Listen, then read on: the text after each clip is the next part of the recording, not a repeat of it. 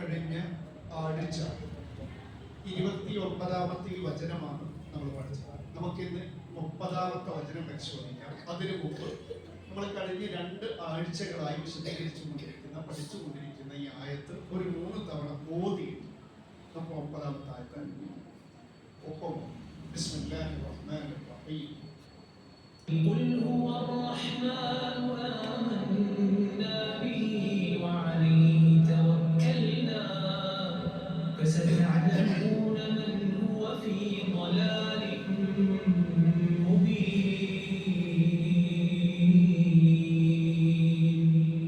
قل هو الرحمن آمنا به وعليه توكلنا فستعلمون من هو في ضلال مبين. قل هو الرحمن آمنا به وعليه توكلنا فستعلمون من هو في ضلال مبين. അല്ലാഹു ഈ വചനത്തിൽ നമ്മൾ അറിയിച്ച വിഷയം മുഹമ്മദ് നബി സല്ലല്ലാഹു അലൈഹി വസല്ലമയോട് മക്കയിലെ മുശ്രിക്കീങ്ങളെ അഭിസംബോധന ചെയ്ത് പറയാൻ പറഞ്ഞു. അല്ലാഹു പരമകാരുണ്യവാനാണ്. ഞങ്ങൾ എല്ലാവരോടും അല്ലാഹ്ക്ക് വഴിപ്പെട്ടവരും വഴിപ്പെടാത്ത എല്ലാവരോടും കരുണ കാണിക്കുന്ന റഹ്മാനായ അല്ലാഹുവിലാണ് ഞങ്ങൾ വിശ്വസിച്ചിട്ടുള്ളത്. ഇഹലോകത്തിനെയും പരലോകത്തിനെയും എല്ലാ കാര്യങ്ങളും അലൈഹി തവക്കൽന, ആ അല്ലാഹുവിലാണ് പരമേൽപ്പിക്കും ഒക്കെ ഏൽപ്പിച്ചിരിക്കുന്നത്. എന്നിരിക്കെ ഞങ്ങൾ എന്തിനാ പേടിക്കേണ്ട ആവശ്യം? വഴിയെ ആർക്കാണ് നല്ല പര്യവസാനമെന്ന് നിങ്ങൾക്ക് അറിയാനാണ്. അള്ളാഹുവിൽ വിശ്വസിക്കുന്ന, പരമകാരുണ്യത്തിൽ വിശ്വസിക്കുന്ന, അവനിൽ പരമേൽപ്പിക്കുന്ന ഞങ്ങൾക്കാണോ നല്ല അന്ത്യമുണ്ടാകാൻ, അതോ അള്ളാഹുവിനെ നിഷേധിക്കുന്ന, ശിർക്ക് ചെയ്യുന്ന, കുഫറുമായിട്ട് നടക്കുന്ന, വിദഗ്ധത്തുമായി നടക്കുന്ന, അനാചാരവുമായി നടക്കുന്ന നിങ്ങൾക്കാണോ നല്ല പര്യവസാനം, അത് ഞങ്ങൾക്കാണോ എന്ന് വഴിയെ നിങ്ങൾക്ക് മനസ്സിലാവും. അപ്പൊ നല്ല പര്യവസാനം ആഗ്രഹിക്കുന്നവരൊക്കെ അള്ളാഹുവിനുള്ള ഈമാൻ ശക്തമാക്കണം. ദുനിയാവിലെയും ആഖിറത്തിലെയും എല്ലാ കാര്യങ്ങൾക്കും അള്ളാഹനെ മാത്രം ആശ്രയിച്ച് അവലംബിച്ച് ജീവിക്കണം എന്ന് പഠിപ്പിക്കും. തുടർന്ന് അള്ളാഹു സുബ്ഹാനഹു വ തആല സൂറത്തുൽ മുൽക്കിലെ 30ാമത്തെ ആയത്ത് എന്ന് വെച്ചാൽ ഈ സൂറത്തിലെ അവസാനത്തെ ആയത്ത്, അള്ളാഹു നമുക്ക് നൽകിയ ഏറ്റവും മഹത്തായ ഒരു അനുഗ്രഹങ്ങളിൽ ഒന്ന് എടുത്തുണർത്തുകയും അത് മറക്കരുത് എന്നൊരു താക്കീത് കൂടിയാണ് അള്ളാഹു നൽകുന്നത്. നമുക്ക് ആദ്യം ഈ ആയത്തൊന്ന് ഓതി നോക്കാം. ഓതുമ്പോൾ ശ്രദ്ധിക്കേണ്ട 3-4 കാര്യങ്ങൾ ഒന്നിങ്ങനെ ഓതി നോക്കല്ലേ. ഖുൽ അറഅയ്തും ഇൻ, ചുവന്ന കളറിൽ സുക്കൂനുള്ള നൂന് കണ്ടില്ലേ? ആ സുക്കൂനുള്ള നൂനിന്റെ ശേഷം വന്ന അക്ഷരം ഏതാണ്? ഹംസയാണ്. ആ ഹംസ തൊണ്ടയുടെ അക്ഷരങ്ങളിൽ പെട്ടതാണ്. അപ്പൊ സുക്കൂനുള്ള നൂന് അല്ലെങ്കിൽ തെൻവീനിന്റെ ശേഷം തൊണ്ടയുടെ അക്ഷരങ്ങൾ ഏതൊക്കെയാണ്? ഹംസ്, ഹാബ്, ഐൻ, ഹാ, ഖ. ഇതിൽ ഏതെങ്കിലും വന്നാൽ ആ നമ്മൾ തെൻവീനാണെങ്കിലും സുക്കൂനുള്ള നൂന് എന്നുള്ള ശബ്ദമല്ലേ, ആ എന്നുള്ള ശബ്ദം വ്യക്തമായി പറയണം, വ്യക്തമായി ഉച്ചരിക്കണം. അങ്ങനെയാണ് ഖുൽ അറഅയ്തും ഇൻ, ശരിക്കും ഇൻ എന്ന് വ്യക്തമാക്കണം. അതാണ് അവിടുത്തെ നിയമം. പിന്നെ ഇൻ അസ്ബഹ, അവിടെ മീമിന് മദ് ഉണ്ട് കണ്ടില്ലേ? അതുപോലെ നവരി ബി ആ 2 മദ്ദും വാജിബുൽ മുത്തസില, നിർബന്ധമായും ഈ 2 മീമിനെയും നമ്മൾ 4-5 ഹർക്കത്തിൽ 4-5 സെക്കൻഡ് നീട്ടി പോകണം. എത്ര പോരാ? സാധാരണ നിലക്ക് ദീർഘം കൊടുക്കില്ല. സാധാ ദീർഘം പോരാ. നമ്മളിവിടെ ഇത് വാജിബാണ്, വാജിബുൽ മുത്തസിൽ. എന്തുകൊണ്ടാണ് വാജിബായത്? ദീർഘാക്ഷരം എന്ന അക്ഷരവും ഹംസയും ഒരേ പദത്തിലും നടപടിയാണ്.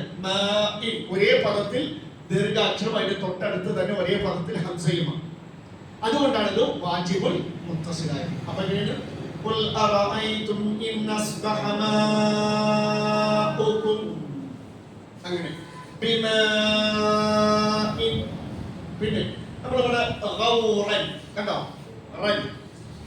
പക്ഷെ തെൻവീനു ശേഷം വന്ന അക്ഷരം ഏതാണ്? Very good. അവരെ കുട്ടികളെ നല്ലത് അല്ലേ, ഒന്ന് സപ്പോർട്ട് ചെയ്യുന്നത്. ഫാ എന്നുള്ള അക്ഷരം ശരിക്ക് അത് ഫാ നമ്മളെ കാണാൻ നമുക്ക് ഇഖ്ഫാന്റെ അക്ഷരമാണ്. ഏതാണ് ഇഖ്ഫാന്റെ? അപ്പൊ നമ്മളിവിടെ ആ എന്നുള്ള ശബ്ദം ഗൗറൻ അതിനെ നമ്മൾ ഇവിടത്തെ പോലെ വ്യക്തമായി ഉച്ചരിക്കാൻ പാടില്ല. വ്യക്തമായി ഉച്ചരിക്കാൻ പാടില്ല, ഗോപ്യമാണ്. ഇഖ്ഫാ എങ്ങനെയാണ്? ഇൻ അസ്ബഹ മാഉകും ഗൗറൻ ഫമൻ ഗൗറൻ എന്ന് പറയുന്നത് എന്ന് പറഞ്ഞാൽ എന്തായി വ്യക്തമാക്കി. ഇവിടെ ഇദ്ഹാർ പാടില്ല. ഏതാണ് ഇഖ്ഫാ? ഗൗറൻ ഗൗറൻ ഫമൻ ഗൗറൻ ഫമൻ ഒന്നിങ്ങനെ പറഞ്ഞു നോക്കി. ഗൗറൻ ഗൗറൻ വ്യക്തമാക്കരുത്. ഇഖ്ഫാ ഗൗറൻ ഫമൻ യഅതി. ക്ലിയർ ആയില്ലേ? പിന്നെ നമ്മളിവിടെ വയലറ്റ് കളറിലുള്ള രണ്ട് സുക്കൂനുള്ള നൂല്, അതുപോലെ തന്നെ ഹംസ അല്ലേ, ഇതിനെ നമ്മൾ ഇദ്ഗാമും ബിഗുന്ന, നമ്മുടെ ഇതിന് ശേഷം സുക്കൂനുള്ള നൂലിന്റെ ശേഷം യാ എന്നുള്ള അക്ഷരം വന്നു, തെൻവീന്റെ ശേഷം മീമ് വന്നു. അപ്പൊ സുക്കൂനുള്ള നൂല് തെൻവീന്റെ ശേഷം 3 അക്ഷരങ്ങൾ മീമ് നൂന് വാവ് യാ. ഇത് വന്നാൽ നമ്മളവിടെ ശ്രദ്ധിക്കുക, ഇതിൽ ഒരു ഇന്നുള്ള ശബ്ദം വരുന്നില്ലേ? ഫമൻ. നമ്മുടെ നോക്കി ഫമൻ. ഇവിടെ ബിമാ ഇന്നുള്ള ഒരു ശബ്ദം വരില്ലേ? അതിനെ നമ്മൾ അടുത്ത അക്ഷരത്തിലേക്ക് ലയിപ്പിക്കും. ക്ലിയർ? ലയിപ്പിക്കുമ്പോ ഇതിനെതിരേക്കല്ലേ, ഇതിനെതിരേക്കല്ലേ. അപ്പൊ ഇതിന് ഉന്നത്തോട് അതിന് ഇരട്ടിപ്പിച്ച് ഈടത്തോടെ. അപ്പൊ എങ്ങനെയാണ്?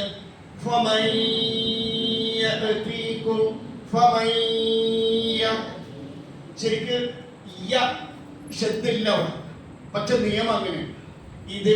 ഇതിലേക്ക് ഉന്നത്തോടെ ഇദ്ഗാം ചെയ്യും. ഇങ്ങനെയാണ് ഉന്നത്തോടെ ഇതിനെ ഇരട്ടിപ്പിച്ച് ഏതിലേക്കാണോ നമ്മൾ ലയിപ്പിക്കുന്നത് ഇദ്ഗാം ചെയ്യുന്നത് അതിന് എന്ത് ചെയ്യാം? ഇരട്ടിപ്പിച്ച് ഈടത്തോടെ ഇതിലേക്ക് ഇദ്ഗാം ചെയ്യാം. അതുപോലെ ഇത്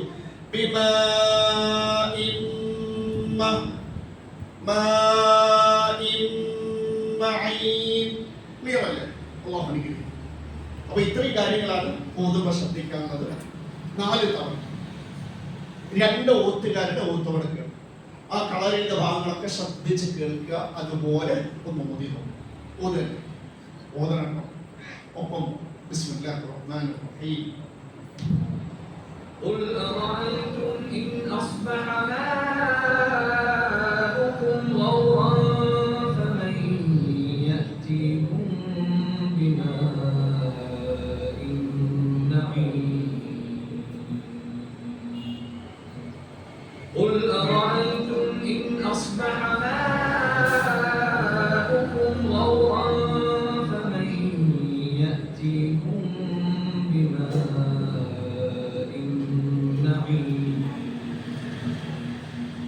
മറ്റൊരു ഓത്തുകാരന്റെ കൂടെ 2 തവണ ഒന്നുകൂടി ശ്രദ്ധിച്ചു. قل أرأيتم إن أصبح ماؤكم غورا فمن يأتيكم بماء معين.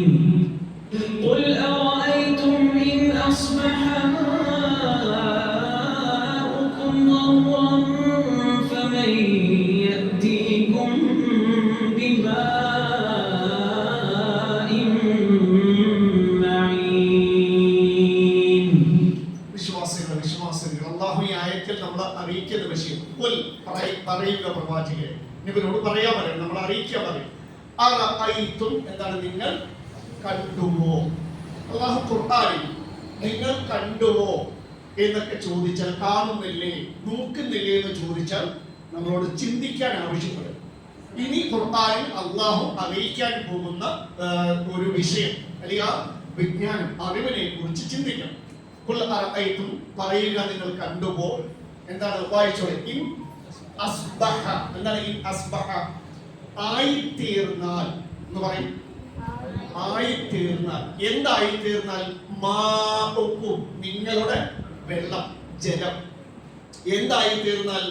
ഗൗറൻ വറ്റിയത് അല്ലെങ്കിൽ വരണ്ടങ്ങ് പോയാൽ, നമ്മുടെ ഈ ഭൂമിയിലെ മൊത്തം വെള്ളവും വറ്റിയത് വരണ്ടതായി തീർന്നാൽ, ഫമൻ ഫ എന്നാൽ മൻ ആരാണ്, ഫമൻ എന്നാൽ ആരാണ്, എന്നാൽ ആരാണ് യഅതീകും നിങ്ങൾക്ക് കൊണ്ടുവരിക. മനുഷ്യരായ നമുക്ക് അള്ളാഹുവിന്റെ വെള്ളം കൊണ്ടുപോയി വറ്റിച്ചുകൊണ്ട് അള്ളാഹ് കഴിഞ്ഞ് കഴിയും. അങ്ങനെ ഇവിടുന്ന് അള്ളാഹു ഭൂമിയിൽ നിന്ന് നിങ്ങളുടെ ജീവൻ പ്രധാന ഘടകമായ വെള്ളത്തെ വറ്റിച്ച് വരണ്ടതായി ഇവിടെ നിന്ന് കൊണ്ടുപോയി കഴിഞ്ഞാൽ ഫമയ്യഅതീകും നിങ്ങൾക്ക് ആരാണ് കൊണ്ടുവരിക, ബി മാഇൻ വെള്ളം. എങ്ങനത്തെ വെള്ളം? മഈൻ ഒഴുകുന്ന വെള്ളം, അല്ലെങ്കിൽ ഒഴുകുന്ന ഉറവ് വെള്ളം, പൊടിഞ്ഞു വരുന്ന വെള്ളം, ഉറവ് വെള്ളം. ശരിക്കും അതാണ് ശരിക്ക് ശുദ്ധ കുടിനീർ. ഒഴുകണം. വെള്ളം ഒരു ഭാഗത്ത് കെട്ടി നിന്നാൽ നമുക്ക് എന്ത് ചെയ്യാൻ പറ്റില്ല, ഉപയോഗിക്കാൻ പറ്റില്ല. അതിങ്ങനെ ഒഴുകുകയും അനങ്ങുകയും ചെയ്യുമ്പോഴാണ് അതിലേക്ക് ഓക്സിജൻ ചെയ്യുന്നത്.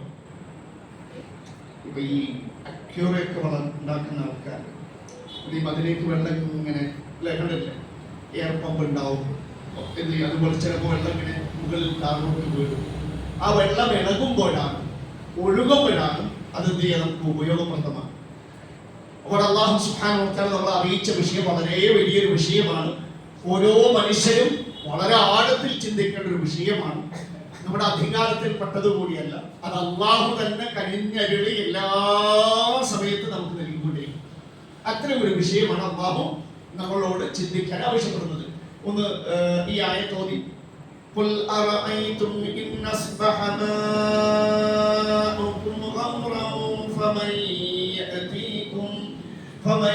യഅതീകും ബിമാഇൻ മഈൻ.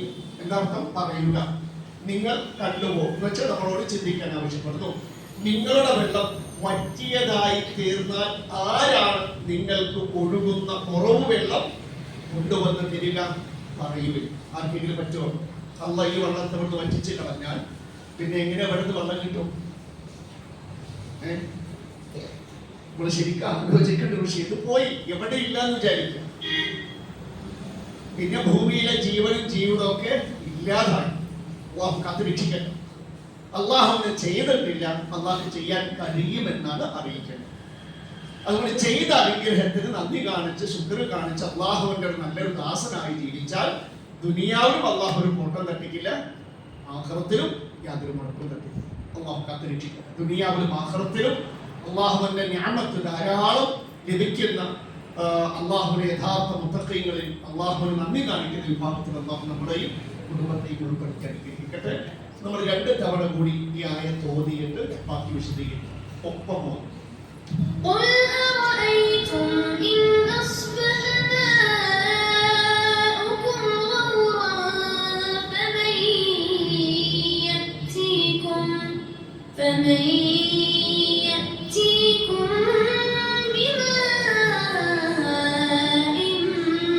معين.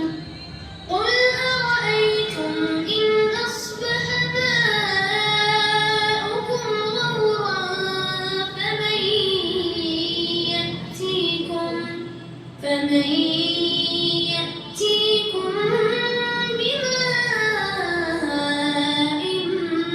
معين. ഈ ആയത്തിൽ പറഞ്ഞ വിഷയത്തെ മഹാന്മാരായ ഖുർആൻ വ്യാഖ്യാതാക്കൾ അതിന് ആശയം പകർന്നതും അതിന് അർത്ഥം പറഞ്ഞതും ഇങ്ങനെയാണ്.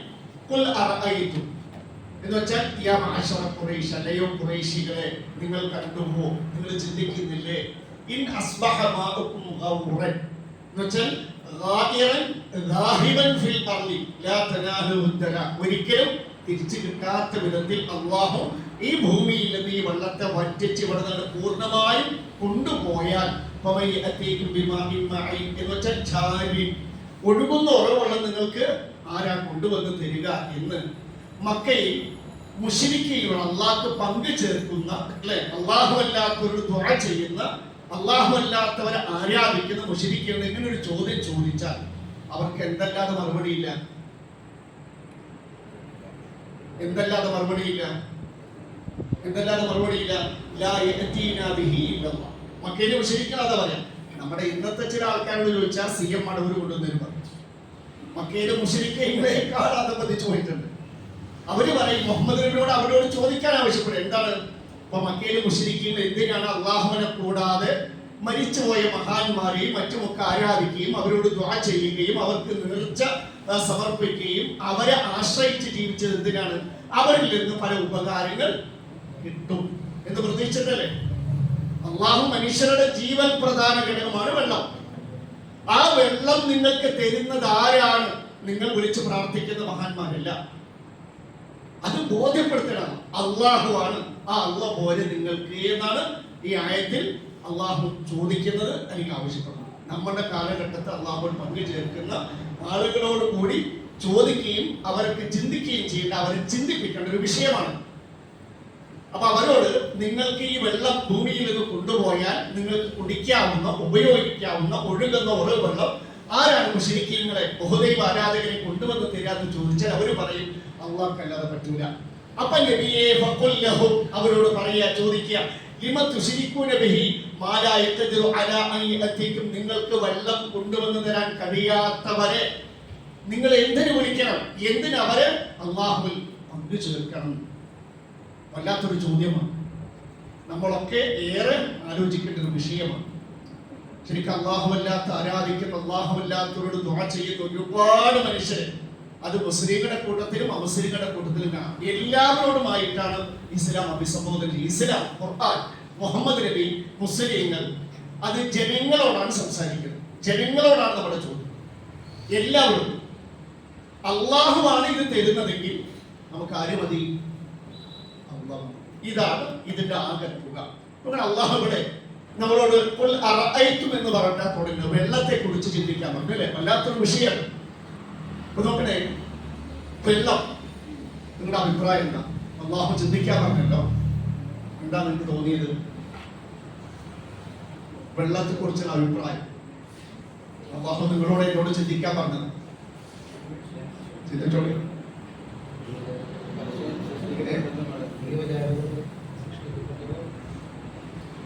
അള്ളാഹു പറയുന്നുണ്ട് നമ്മുടെ ജീവൻ അതില്ലേ ജീവനില്ല, ജീവിതമില്ല. അത് തരുന്ന അള്ളയാണെന്ന് മറക്കണ്ടെന്ന് ഈ ആയത്തിൽ പറയുന്നത്. അവൻ മതി, തീരുമാനിക്കുക. അള്ളാഹു പറയുന്നു സൂറത്തുൽ അംബിയാ 30-ാമത്തെ ആയത്ത്, وجعلنا من الماء كل شيء حي أفلا يؤمنون. وجعلنا നാം ആക്കിയിരിക്കുന്നു മിനൽ മായി, ഉണ്ടാക്കിയിരിക്കുന്നു മിനൽ മായി, വെള്ളത്തിൽ നിന്ന്. ഇത് നമ്മൾ ഈ പറഞ്ഞ വിഷയം അള്ളാഹു പറഞ്ഞ എത്ര ഹഖാണ്, ശരിയാണ്. വെള്ളത്തിൽ നിന്ന് കുല്ല ശൈഇൻ ഹയ്യ്, ആ വാക്ക് നോക്കാം എന്താണ്, ഒന്ന് വായിക്കും. കുല്ല ശൈഇൻ ഹയ്യ്, എല്ലാ ഹയ്യായ വസ്തുക്കളെയും, എല്ലാ ജീവവസ്തുക്കളെയും അള്ളാഹു വെള്ളത്തിൽ നിന്ന് ഉണ്ടാക്കിയിരിക്കുന്നു. അഫലാ യുഅ്മിനൂൻ, നിങ്ങൾക്ക് ഇനിയും അള്ളാഹുവിൽ നല്ല ഈമാൻ കൊള്ളാൻ സമയമായിട്ടേ? വല്ലാത്ത വിഷയം. എല്ലാ ജീവവസ്തുക്കളും ജീവനോടെ നിലനിൽക്കണമെങ്കിൽ എന്ത് വേണം? വെള്ളം വേണം. ശരിയല്ലേ? ശരിയാണോ? അള്ളാഹു പറഞ്ഞ ഈ യാഥാർത്ഥ്യത്തിലേക്ക് നമുക്ക് കണ്ടുപിടിക്കാം. നമുക്ക് തുടക്കത്തിൽ നിന്ന് വരാം. മനുഷ്യന്റെ തുടക്കം എവിടുന്ന? ബീജം. ആ ബീജം ഇന്ദ്രിയമായൊരു ദ്രാവകത്തിലാണ് കാണുന്നത്. അള്ളാഹു പറഞ്ഞ ഹക്ക്, എല്ലാ ജീവവസ്തുക്കളെയും, ഹയ്യായ വസ്തു അത് വെള്ളം രൂപത്തിലായിരിക്കും, വെള്ളത്തിൽ നിന്നാണ് ഉണ്ടാക്കിയത്. അള്ളാഹു പറയുന്നത് അലം നഖ്ലുക്കും മിൻ മാഇൻ മഹീൻ, മനുഷ്യ നീ സ്രവിക്കപ്പെട്ട ശുക്ലത്തിലെ ഇന്ദ്രിയത്തിൽ ഒരു ചെറിയ ബീജമായിരുന്നില്ലേ? അപ്പൊ മനുഷ്യരുടെ അള്ളാഹു മനുഷ്യനെ സൃഷ്ടിക്കുന്ന ബീജം, ശുക്ലം അല്ലെങ്കിൽ ഇന്ദ്രിയം ആ ദ്രവരൂപത്തിലാണ് കാണപ്പെടുന്നത്. ഇനി ഈ ബീജവും അണ്ടവും ചേർന്ന സിദ്ധാന്തം അല്ലെ, സൈഗോട്ട്, ഭ്രൂണം എന്നൊക്കെ നമ്മൾ വിളിക്കുന്ന ആ ഭ്രൂണത്തിലെ 80% വെള്ളം. അങ്ങനെ അല്ലെങ്കിൽ ആ കുട്ടി ആവില്ല. അള്ളാഹു പറഞ്ഞ എത്ര ശരിയാണ്. ഇനി നോക്കി, നമ്മുടെ ഗർഭസ്ഥ ശിശുവിനെ എങ്ങനെ വിശേഷിപ്പിക്കുകയാണ്? നമ്മളെ ഉമ്മാന്റെ ഗർഭാത്രത്തിൽ കഴിഞ്ഞ ഈ ഗർഭസ്ഥ ശിശുവിനെ ഒരു ജലജീവിയോടാണ് ഉപമിക്കാറുള്ളത്. കാരണം ആ ഉമ്മയുടെ ഗർഭപാത്രത്തിനുള്ളിലൊക്കെ ഒരു വഴുവഴുത്ത ദ്രവമാണ്, ഫ്ലൂയിഡ്, വഴുവഴുപ്പുള്ള ഒരു ദ്രവമാണ്. അതിലാണ് ആര് വളരുന്നത്? ഒരു ഗർഭസ്ഥ ശിശു വളരുന്നത്. അങ്ങനെ ഈ ആ കുട്ടിക്ക് എന്ത് ചെയ്യാൻ പറ്റില്ല. അപ്പൊ നിങ്ങൾ കേട്ടില്ലേ, ഈ പ്രഗ്നന്റ് ആകാൻ സമയത്ത് ചിലപ്പോൾ ചില സ്ത്രീകൾക്ക് സമുദ്രമാക്കി ഈ ഫ്ലൂയിഡ് പൊട്ടാൻ തുടങ്ങും. അത് ഡെലിവറി ആകണമെങ്കിൽ കുഴപ്പമില്ല, ചിലപ്പോൾ കുഞ്ഞ് തിരിഞ്ഞില്ല, ഈ ഫ്ലൂയിഡ് മുഴുക്ക പോയാലോ ഡോക്ടർ പറയും പ്രയാസമാണ്, ഹാർട്ട് ബീറ്റ് പ്രശ്നമാണ്. കാരണം ആ ഫ്ലൂയിഡില് ആ ദ്രാവകത്തില് കുഞ്ഞിന് വളരാൻ പറ്റും, അല്ലെങ്കിൽ ഞാൻ നിങ്ങളുണ്ടാവില്ല. അള്ള പറഞ്ഞ എത്ര ശരിയാണ്. എല്ലാ ജീവവസ്തുക്കളെയും നാം വെള്ളത്തിൽ ശ്രദ്ധിച്ചു. ഇനി ഒരു നവജാത ശിശുവിന്റെ ശരീരത്തിൽ 74% ജലാംശമാണ്. അങ്ങനെ അല്ലെങ്കിൽ ആ കുട്ടിക്ക് ആരോഗ്യം ഉണ്ടാവില്ല. ഇനി പ്രായപൂർത്തിയായ ഒരു മനുഷ്യന്റെ നമ്മുടെയൊക്കെ ശരീരത്തിൽ 70% വെള്ളമാണ്.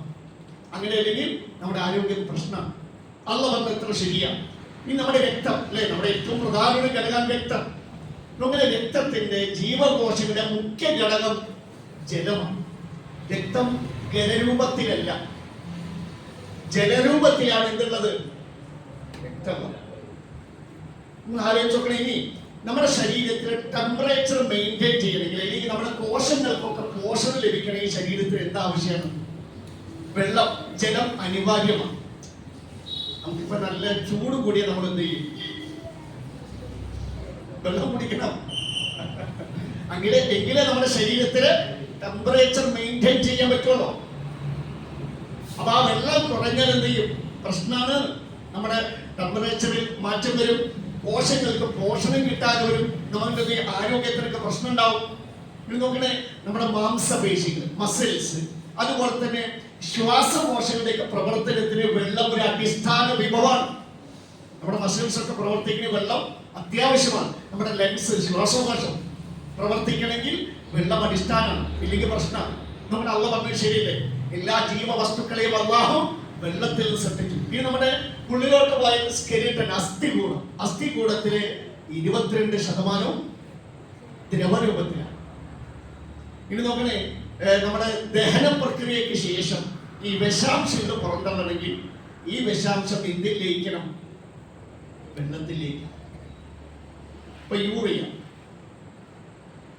അത് ഏതിൽ ലയിക്കണം? മൂത്രം. അതിൽ ലയിച്ച് അത് വഴിയാണ് എന്ത് ചെയ്യുന്നത്? ഈ പ്രശ്നം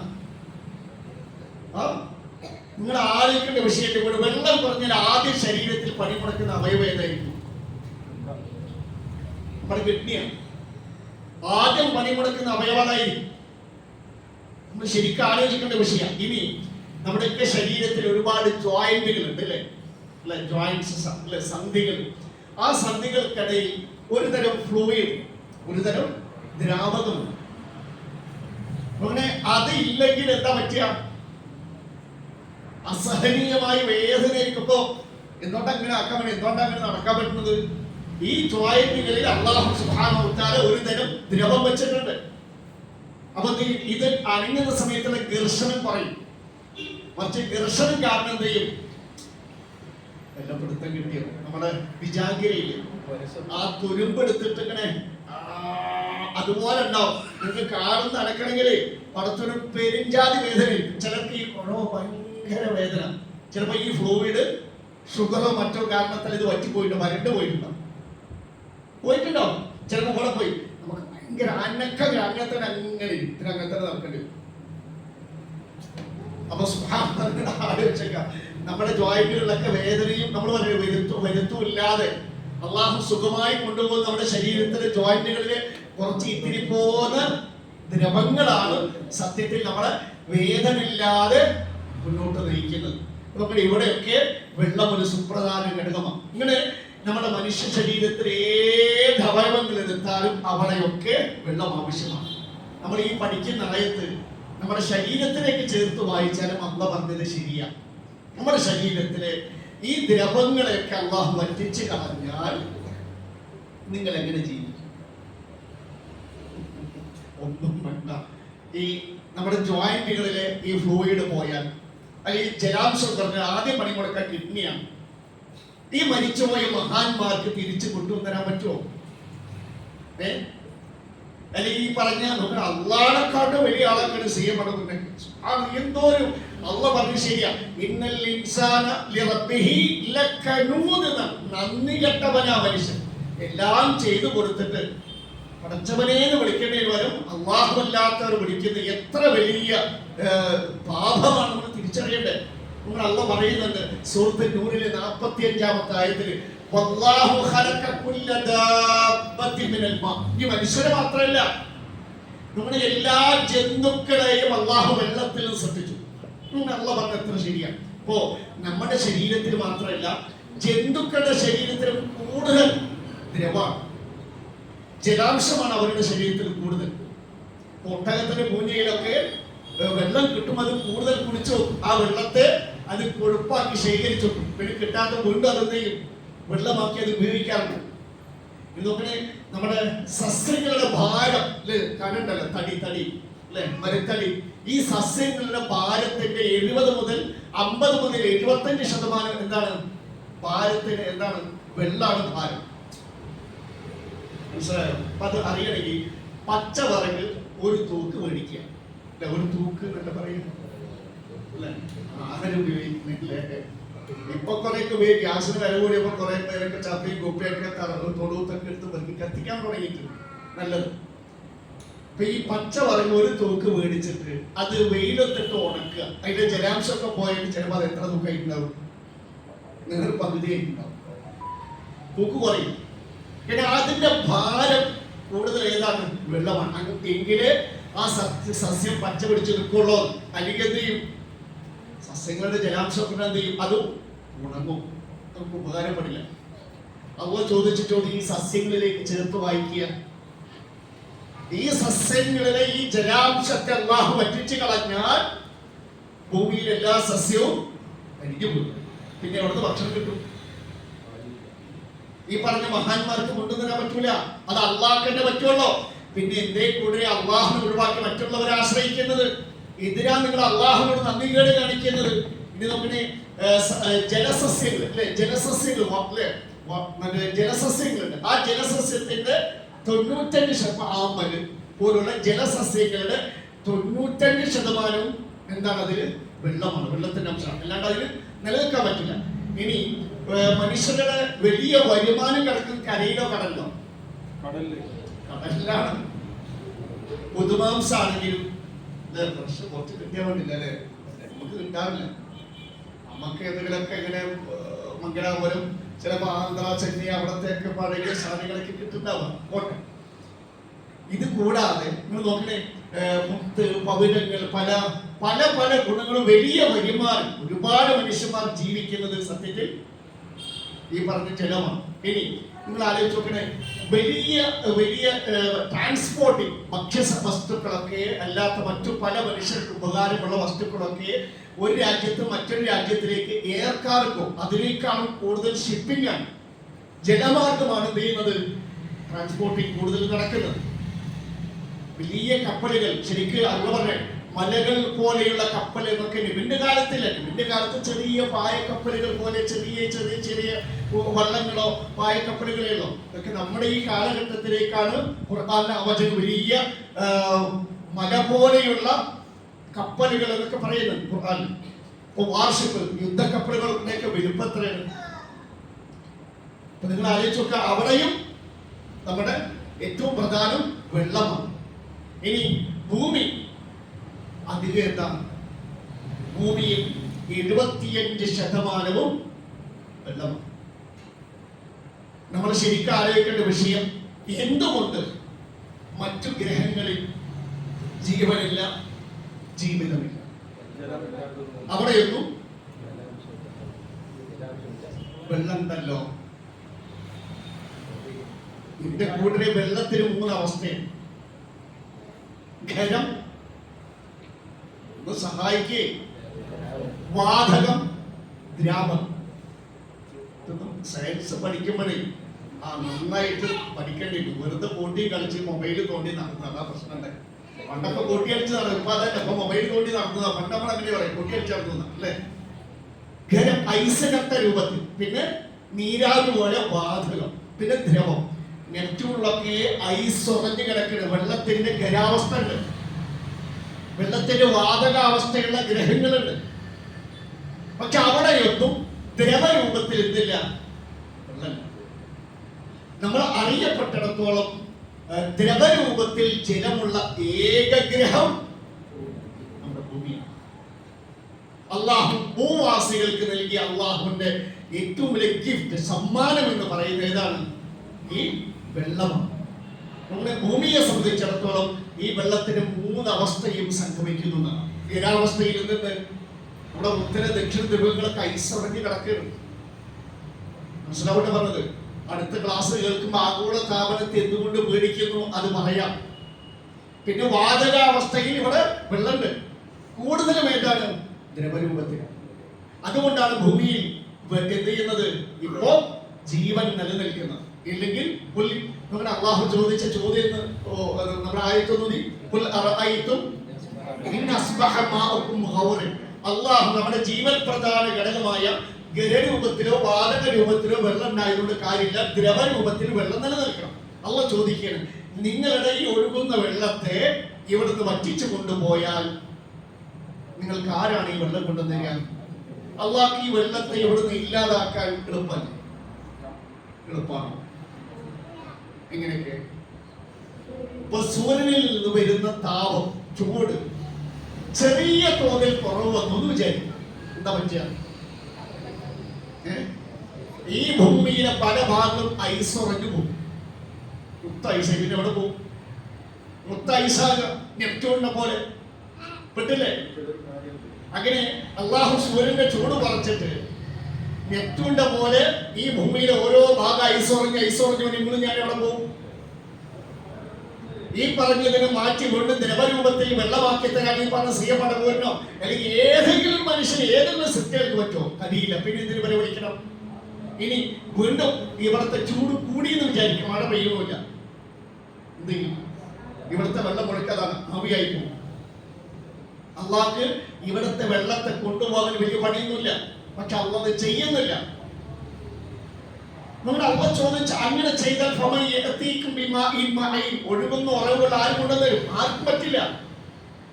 ഈ അള്ളാഹുവിനെ മറക്കരുത്. നിങ്ങൾ ആലോചിച്ചു, വെള്ളത്തിന്റെ രാസഘടനയുടേത് H2O. നമ്മളത് കൃത്യമായി ചേർത്താൽ അത് ഉണ്ടാകില്ല. നമ്മുടെ അള്ളാഹു തന്നെ നമുക്ക് നൽകണം. അപ്പൊ നോക്കണേ, അള്ളാഹു ഭൂവാസികൾക്ക് വെള്ളം മുടങ്ങാതെ ലഭിക്കാൻ അള്ളാഹു ഒരു ജലചക്രം തന്നെ അള്ളാഹു സംവിധാനിച്ചു, അല്ലെ? ഒരു നിശ്ചിത അളവിൽ എപ്പോഴും വെള്ളം എന്ത് ചെയ്യുന്നുണ്ട്? ആവിയായിട്ട് വെള്ളത്തിന്റെ ആവി രൂപത്തിൽ മുകളിലേക്ക് പോകുന്നുണ്ട്. അവിടെ അത് ഘനീഭവിച്ച അവസ്ഥയിൽ മേഘങ്ങളിൽ കാണപ്പെടുന്നുണ്ട്. ക്ലിയർ? എന്നിട്ട് അത് തുള്ളികളായി ഭൂമിയിലേക്ക് പെയ്താണ്. അപ്പൊ സത്യത്തിൽ അള്ളാഹു ജലത്തിന്റെ ഒരു ചക്രം അള്ളാഹു സംവിധാനിച്ചു. എന്താണ് അള്ളാഹുടെ 3 അവസ്ഥ? അല്ലെ, വെള്ളത്തിന്റെ ആവിയായിട്ടൊരു നിശ്ചിത അളവിൽ മുകളിലോട്ട് പോകുന്നു, മുകളിലെത്തി അത് ഘനീഭവിച്ച അവസ്ഥയിൽ മേഘങ്ങളിൽ കാണപ്പെടുന്നു, പിന്നീട് അത് അള്ളാഹുവിന്റെ തുള്ളികളായി തിരിച്ചിരുന്നു. ഈ ഒരു ജലചക്രമാണ് സത്യത്തിൽ നമ്മുടെ ഭൂമിയിലെ ജീവൻ നിലനിർത്തുന്നത്. ടെക്നോളജി ഒക്കെ വളർന്നു, പക്ഷെ മനുഷ്യർക്ക് കൃത്രിമമായി ഇങ്ങനെ സംവിധാനിക്കാൻ കഴിയില്ല. ഇപ്പോ ഈ മേഘത്തെ കണ്ടെത്തി അതിന് ചൂട് പിടിപ്പിക്കുക, മറ്റൊക്കെ ചെയ്ത് കുറച്ച് ഉപ്പൊക്കെ വിതത് അങ്ങനെ കഴിയുമെങ്കിലും ഒരു മേഘത്തെ ഉണ്ടാക്കാൻ ആർക്ക് കഴിയില്ല? മനുഷ്യർക്കാവും, അത് കഴിയില്ല. ഇനി അഥവാ മനുഷ്യർ അങ്ങനെ ഉപ്പൊക്കെ വിതറി അല്ലെങ്കിൽ മഴ പെയ്യാവുന്ന മേഘത്തെ കണ്ടെത്തി അതിൽ ചില ചൂടോ മറ്റൊക്കെ പിടിപ്പിച്ചൊക്കെ പെയ്യിപ്പിക്കുകയാണെങ്കിൽ അത് ഒരുപാട് നാശനഷ്ടങ്ങൾ ആ നാട്ടിൽ ഉണ്ടാക്കിയിട്ടുണ്ട്. ഉദാഹരണമാണ്. ഒരുപാട് നാശനഷ്ടം ഉണ്ടായി. അതെ, ബില്യൺ കണക്കിന് ഡോളറിന്റെ റുപ്പിയുടെ നഷ്ടങ്ങൾ വരും. അള്ളാഹു പെയ്യിപ്പിക്കും, അത് കൃത്യ ഒരു കണക്കുണ്ട്. അങ്ങനെ അള്ളാഹുവാണ് അങ്ങനെ ഭൂവാസികളായ നമുക്ക് അള്ളാഹു നൽകിയ ഏറ്റവും വലിയ സമ്മാനമാണ് ഇത് ജലം എന്നത്. അള്ളാഹു അങ്ങനെയാണ്. അള്ളാഹു ഒരിക്കലും എന്ത് ചെയ്യില്ല, അള്ളാഹു നമുക്കുള്ള അനുഗ്രഹം നിർത്തിയില്ല. അള്ളാഹു അനുഗ്രഹിച്ചുകൊണ്ടേയിരിക്കും, അള്ളാഹു നമ്മളെ സഹായിച്ചുകൊണ്ടേയിരിക്കും. പക്ഷേ അള്ളാഹ് ഒരു പരാതി എന്താ പറയുക? അള്ളാഹ് ഇങ്ങനെ സഹായിക്കാം. നമ്മുടെ ജീവൻ, നമ്മൾ വെള്ളം പോയി നമ്മുടെ ശരീരത്തിന് വെള്ളം പറ്റിയാൽ, സസ്യങ്ങളിൽ വെള്ളം പറ്റിയാൽ, ഭൂമിയിൽ വെള്ളം പറ്റിയാൽ ഒക്കെ നമ്മുടെ മൊത്തം ജീവനും ആരോഗ്യവും ഒന്നും ഇല്ലാണ്ടാവും. അപ്പൊ അതൊന്നും സംഭവിക്കാത്ത അള്ളാഹുവിന്റെ രക്ഷനും റഹ്മത്തും ഉണ്ടാവും. പക്ഷെ അള്ളാഹുവിന്റെ പരാതി ഇങ്ങനെ അള്ളാഹുവിന്റെ അനുഗ്രഹം, ഈ സുഖം, അള്ളാഹു നൽകിയ സൗഖ്യം അനുഭവിക്കുന്ന മനുഷ്യന്മാർ അള്ളാഹ്ക്ക് നന്ദി കാണിക്കുന്നില്ല എന്നാണ് അള്ളാഹിന്റെ പരാതി. അതാണ് സൂറത്തുൽ നംലിലെ 73-ാമത്തെ ആയത്ത്. നമുക്ക് ബാങ്ക് കൊടുത്തിട്ട് ഓതിയിട്ട് തുടങ്ങും എന്ന് മാത്രമാണ് പ്രതീക്ഷിക്കാറ്. അള്ളാഹു അനുഗ്രഹിക്കും. ഒപ്പം وإن ربك لذو فضل على الناس ولكن أكثرهم لا يشكرون. وإن ربك നിശ്ചയമായി നിന്റെ റബ്ബ് ലദൂ ഫദ്ലിൻ അലന്നാസ് മനുഷ്യരോട് ഔദാര്യമുള്ളവൻ തന്നെയാണ്. അല്ലാഹു ഇങ്ങനെ മനുഷ്യർക്ക് ഔദാര്യം നൽകിക്കൊണ്ടിരിക്കുക, അല്ലാഹുവിന്റെ സഹായം നൽകിക്കൊണ്ടിരിക്കുക. വലാകിന എന്നാൽ അക്സറു അവരിൽ അധിക പേരും, ആരിൽ അധിക പേരും അള്ളാഹുവിന്റെ സഹായം അനുഭവിക്കുന്ന ആസ്വദിക്കുന്ന മനുഷ്യരിൽ അധിക പേരും ലാ യശ്കുറൂൻ അവർ അള്ളാഹുവിന്റെ അനുഗ്രഹങ്ങൾക്ക് അനുഭവിക്കുന്ന അനുഗ്രഹങ്ങൾക്ക് നന്ദി കാണിക്കുന്നില്ല. ഇതൊരു പരാതിയാണ്. ആലോചിച്ചൊക്കെ ഇന്ന് ഈ ഏകദേശം 7:50 ഈ രാത്രി ഈ സമയമാകുമ്പോൾ അള്ളാഹുവിന്റെ ഫദ്ല് എത്രമാത്രം നമ്മൾ അനുഭവിച്ചു തീർത്തിട്ടുണ്ടാവും.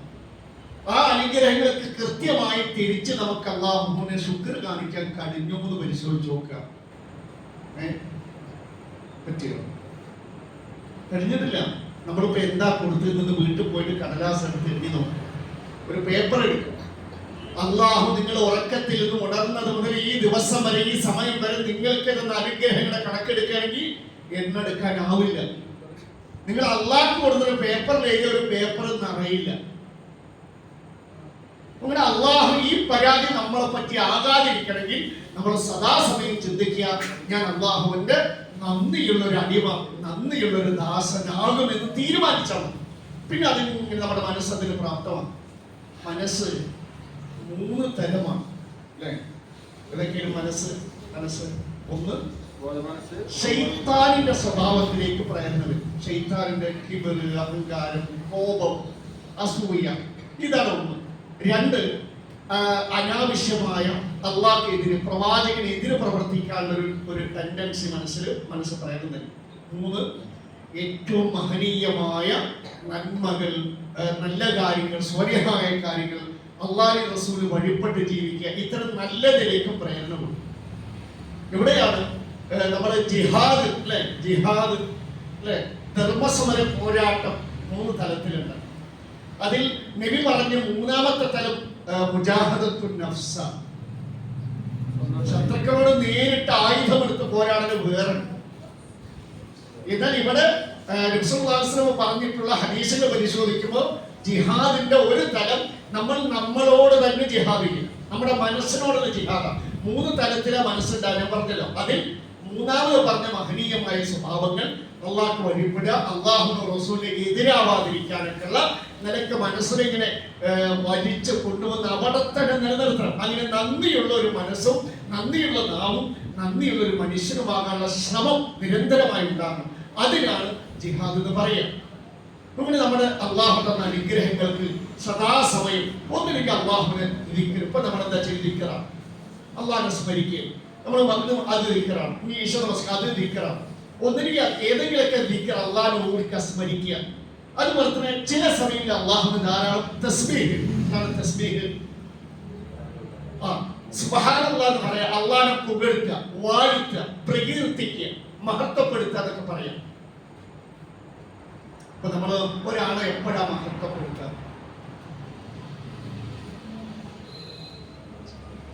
ഒരാളെങ്ങനെ പുകഴ്ത്തുക? അടുത്ത വേൾഡ് കപ്പ് വരട്ടെ അല്ലെ? അപ്പൊ കാണാൻ അവനവന്റെ പ്രിയപ്പെട്ട ആരാധകരുടെ മഹത്വം പറഞ്ഞ ഫ്ലക്സ് ബോർഡ് അങ്ങത്തോനെ എന്താ നിന്റെ ഇതിലാണ് അങ്ങനെ പറഞ്ഞ് കണ്ടില്ലെങ്കിൽ ഫ്ലക്സ്.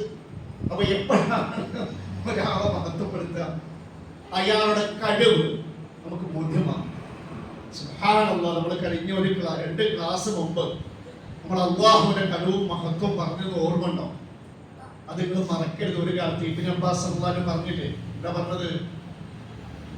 7 ആകാശങ്ങൾ അള്ളാഹിന്റെ കൈകളിൽ വെച്ചാൽ മനുഷ്യരെ നിങ്ങളുടെ കയ്യിൽ ഒരു കടുകുമണി വെച്ച പോലെ അള്ളാഹ് ഉണ്ടാവും.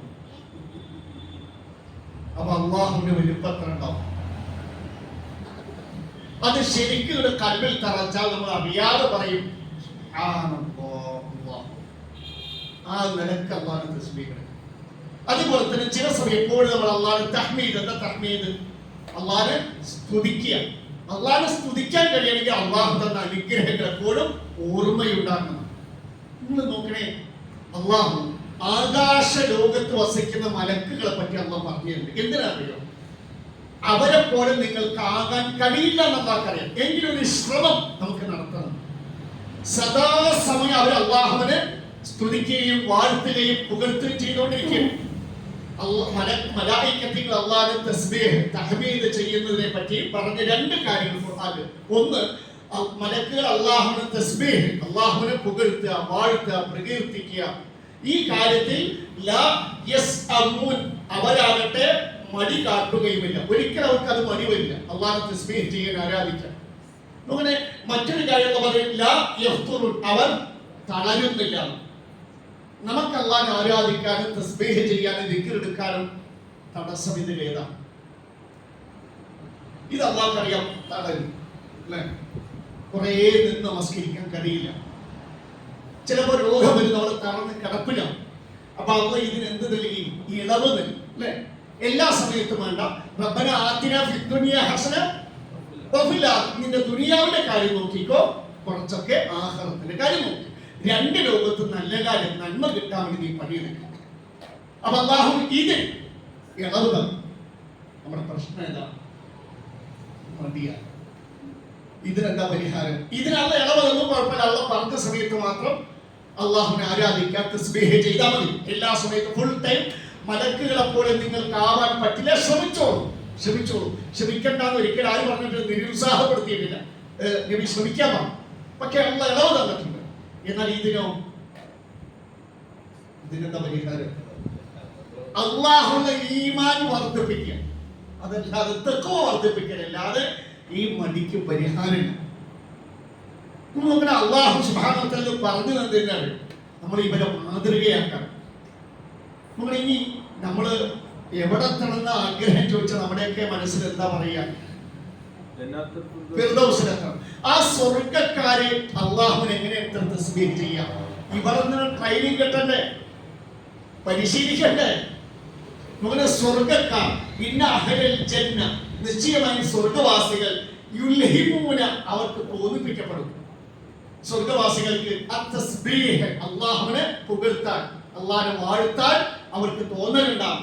വത്തഹ്മീദ്, അള്ളാഹുവിനെ സ്തുതിക്കാൻ, അൽഹംദുലില്ലാഹ് എന്ന് പറയാൻ തോന്നലുണ്ടാവും. കമാ തുൽഹിമൂന നഫസ്, ഭൂമിയിൽ നിങ്ങൾ ശ്വസിക്കുന്നത് പോലെ. ക്ലിയർ? അപ്പൊ നിങ്ങൾ ആലോചിച്ചൊക്കെ സ്വർഗ്ഗവാസികൾ ഫുൾ ടൈം അള്ളാഹുവിനെ തസ്ബീഹ് ചെയ്യും, അള്ളാഹുവിനെ തഹ്മീദ് ചൊല്ലിക്കൊണ്ടിരിക്കും. അപ്പൊ അവർക്ക് സുഖിക്കാൻ സമയം ഉണ്ടാവും. ഇവിടെ നബി പറഞ്ഞു വാങ്ങുന്നു, നമ്മൾ ഭൂമിയിൽ ശ്വസിക്കുന്നു. ഈ ശ്വസിക്കൽ നമ്മുടെ തീറ്റയ്ക്ക് തടസ്സമാണ്, ഉറക്കത്തിന് തടസ്സമാണ്. ഭൂമിയിൽ ഏതെങ്കിലും ഒരു സുഖം ആസ്വദിക്കുന്നതിന് ഭൂമിയിൽ നമ്മുടെ ശ്വാസം തടസ്സമാണോ? ഇല്ല. നമ്മുടെ ഭൂമിയിലെ ശ്വാസോച്ഛ്വാസം പോലെയാണ് അവർ അള്ളാഹുവിനെ തസ്ബീഹ് ചെയ്യുക, തഹ്മീദ് ചെയ്യുക. ഇത് ഒരിക്കലും അവരുടെ സ്വർഗത്തിലെ സുഖത്തിന് തടസ്സമല്ല. അപ്പൊ അള്ളാഹു പറഞ്ഞു തന്നത് എന്തിനറിയോ? ഇവിടെ തന്നെ അള്ളാഹുവിനെ എന്ത് ചെയ്യാം? അള്ളാഹ് പറഞ്ഞ് നബി പറഞ്ഞ നിർണിത സമയങ്ങളിലെങ്കിലും അള്ളാഹുവിനെ ആരാധിക്കുന്നതിൽ കൃത്യനിഷ്ഠത കാണിക്കുക, അള്ളാഹുവിനെ തസ്ബീഹ് ചൊല്ലിക്കൊണ്ടിരിക്കുക, അള്ളാഹുവിനെ സ്തുതിച്ചുകൊണ്ടിരിക്കുക.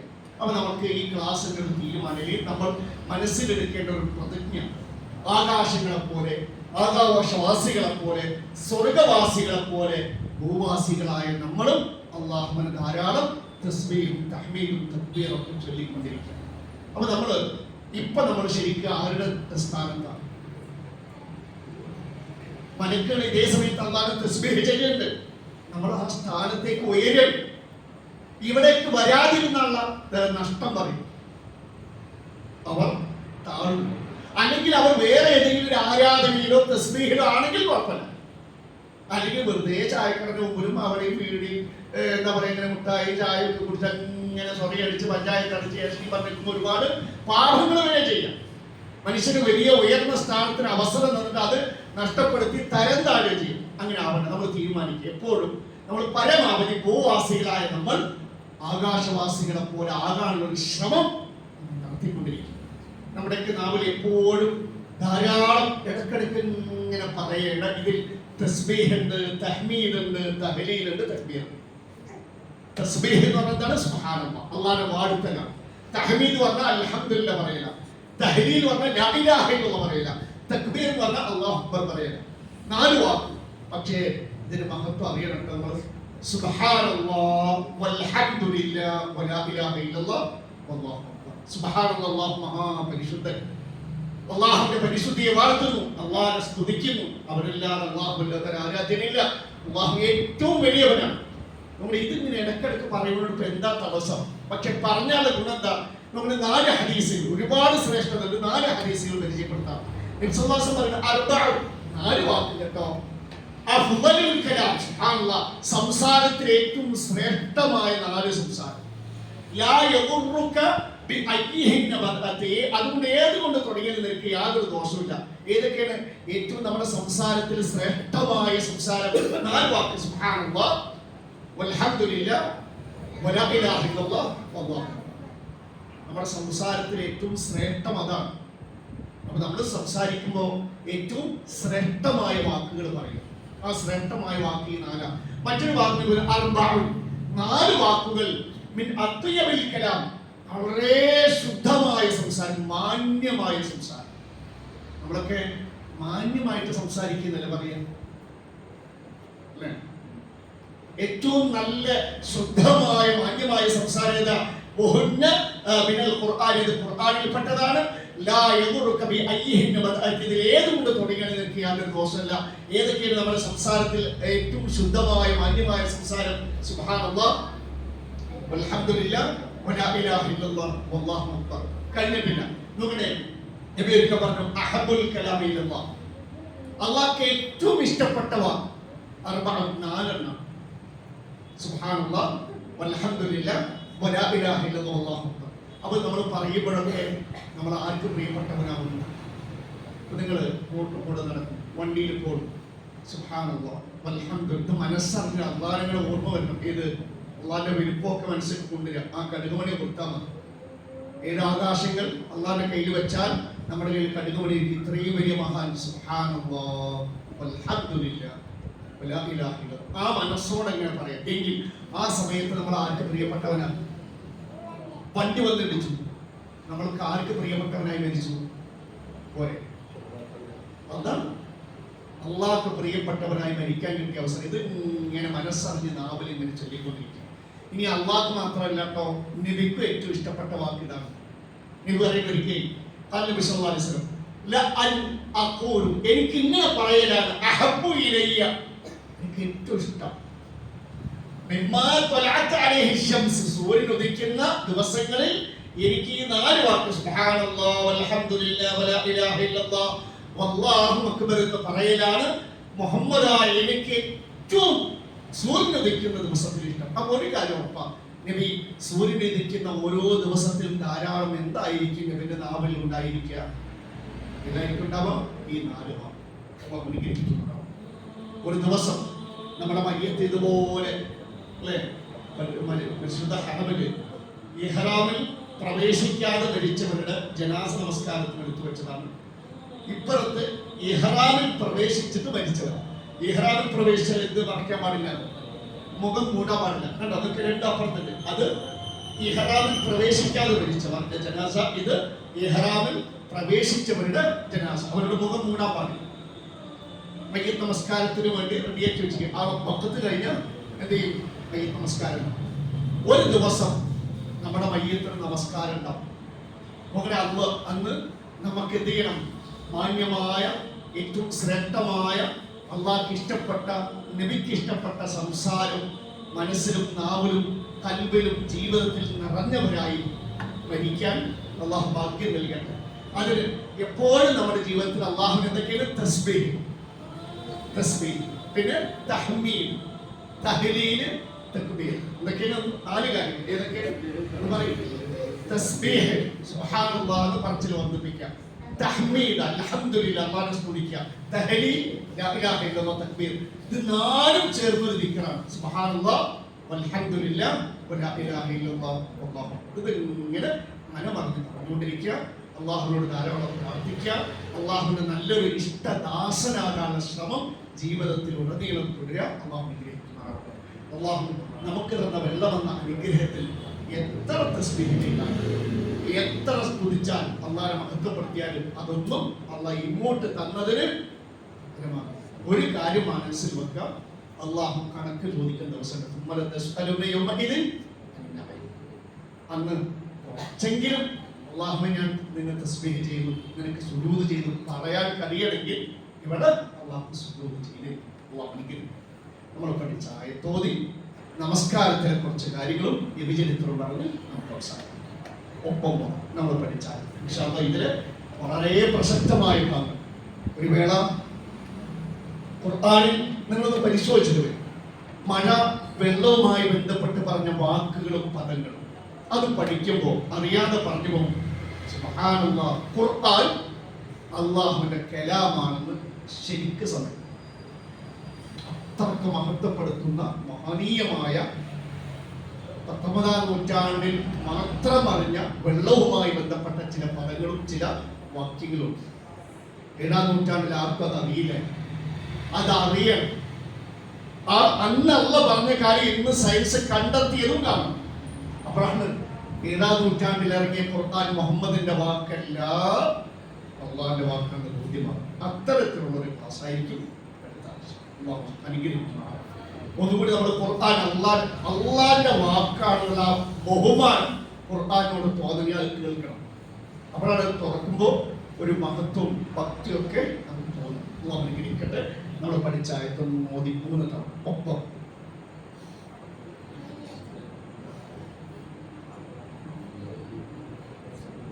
قل أرأيتم إن أصبح ماؤكم غورا فمن يأتيكم